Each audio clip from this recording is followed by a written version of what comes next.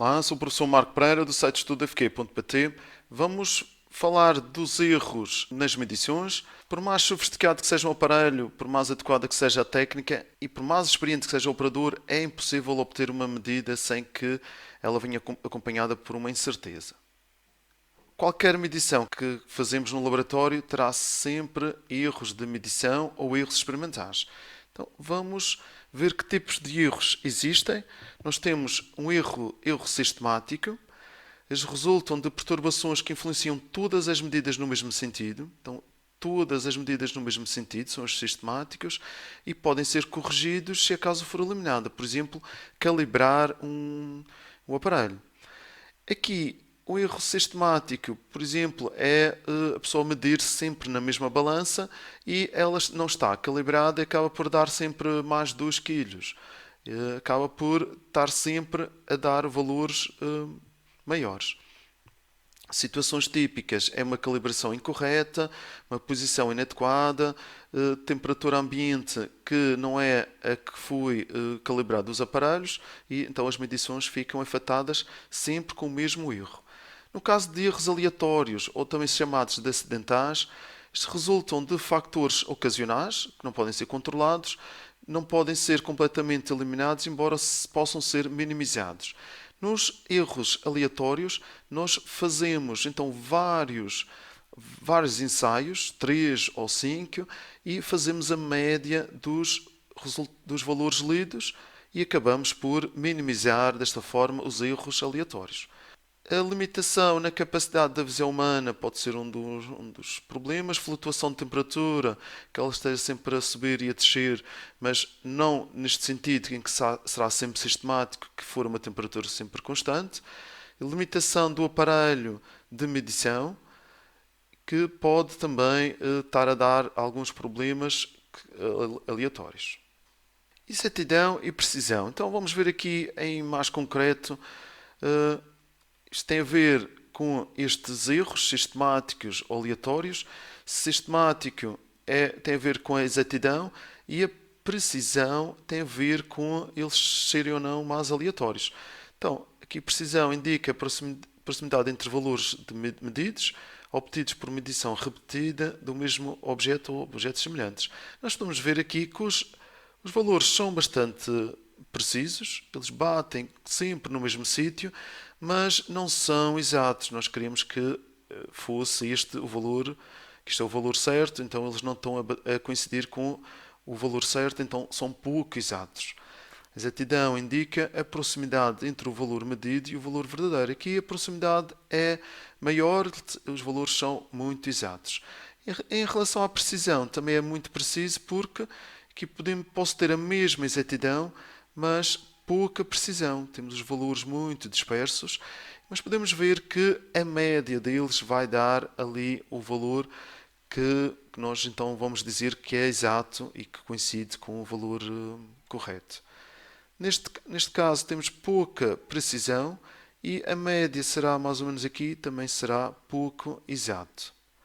Então, a precisão de um resultado é afetada pelos erros acidentais e a exatidão é afetada pelos erros sistemáticos. Se nós temos num relatório que o valor não é exato, isto deve-se aos erros sistemáticos, ou é a calibração do aparelho, ou um fator dependendo do aparelho que nós estamos a medir. E os erros acidentais são difíceis de eliminar, pois as causas são imprevisíveis. Contudo, para reduzirmos estes erros, nós vamos ter várias medições. Normalmente fazemos em número ímpar, da mesma grandeza, para tomarmos o valor médio. Este valor médio será o valor mais provável para esta grandeza. O valor médio mais provável, então, será a média dos valores obtidos nas medições. Em cada medição que nós fazemos, existe sempre uma incerteza associada. Então, sempre que eu faço uma medida, vou colocar a sua incerteza e tenho a unidade. Aqui, a unidade é para este valor numérico e também para a incerteza. Então, colocamos entre parênteses, sempre. Okay? Medidas mais afastadas umas das outras têm maior incerteza e medidas mais próximas umas das outras têm uma menor incerteza. O que é que nós estamos aqui a ver? Na incerteza, estamos a ver aqui a precisão. Estamos a avaliar a precisão. Por isso, se eles estiverem mais afastados, haverá maior imprecisão ou maior incerteza. Para verificarmos a incerteza absoluta de leitura, este valor será a incerteza quando há uma única medição. Se eu apenas apresentei uma medição na recolha deste valor, então o aparelho ele terá inscrito, no caso dos volumes, nas pipetas, boretas, temos aqui já um mais ou menos, temos já uma incerteza. Então a incerteza de leitura será o valor inscrito. Isto apenas quando só tenho uma leitura, apenas uma única medição. O segundo critério, se não está lá dita a sua precisão, eu vou ter, se for analógico, tenho uma escala e a certeza de leitura será metade da menor divisão da escala. Okay? Vou ver a menor divisão, normalmente 0,1, e a seguir faço metade, será mais ou menos 0,05. Se o aparelho é digital, então será o menor valor lido no ecrã. Vamos ver aqui alguns exemplos. Então, aqui tenho mais ou menos 0,03. Coloco, se eu faço a leitura, meço este volume em 25 ml, faço já o resultado, faço a leitura do volume, é mais ou menos 0,03 ml. Se eu tenho uma escala, tenho aqui 16, está entre o 16 e o 17, 16,5, 16,6, 16,7 e 16,8. Não deixo só no 8. Ver aqui qual é a incerteza de leitura. A incerteza de leitura é a menor divisão a dividir por 2 e é 0,05. Se eu consigo ler até o 5, tenho que estimar então qual é este valor, este algarismo incerto. E aqui ele coincide com o 0. Nós vamos apresentar 16,80 mais ou menos 0,05 e a unidade que está em centímetros. No aparelho digital eu tenho 1071 gramas, 9. O menor valor lido é 0,1. Então vou colocar aqui a incerteza desta balança 0,1.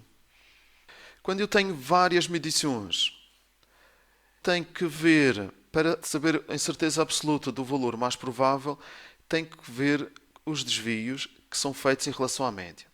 Como eu tive vários valores, eu tenho uma média já desses valores. Então eu vou pegar em cada um destes valores e ver a diferença. O que for maior do desvio, então será o desvio máximo e isso é a incerteza absoluta. Já vamos ver um exemplo, um exercício, para perceber que isto é um pouco mais confuso. Aqui o I, isto é cada leitura individual e aqui é a média. A incerteza relativa é a incerteza absoluta é dividir pela média. Se eu quiser a incerteza relativa em percentagem, podemos chamar o desvio percentual e será a incerteza relativa vezes 100. E será o desvio percentual. Todas estas medições, todos estes desvios têm a ver com a imprecisão das leituras. Vamos ver um exercício que já está resolvido. Olha, então, tem um grupo de alunos que efetuou várias medições de massa de uma esfera metálica com uma balança de precisão de 0,01 gramas. Então, tenho valores até à segunda casa decimal. Os valores obtidos foram os seguintes. Tem estes três valores, indica o valor mais provável da massa da esfera. Então, o valor mais provável será a média e será 31,09. Calcula a incerteza absoluta do valor mais provável e representa o valor mais provável com esta incerteza. Então, eu tenho que fazer para cada um destes valores, tenho que fazer a diferença do valor com a média, e coloco sempre as médias. Aqui no primeiro valor, que é 31,02, menos a média, dá 0,07, visto o desvio em relação à média.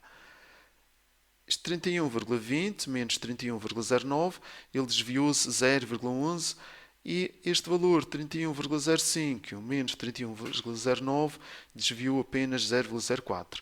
Isto é o desvio máximo, então ao desvio máximo vou chamar a incerteza absoluta. E represento a leitura ou o resultado destas várias medições com esta incerteza. Será 0,1.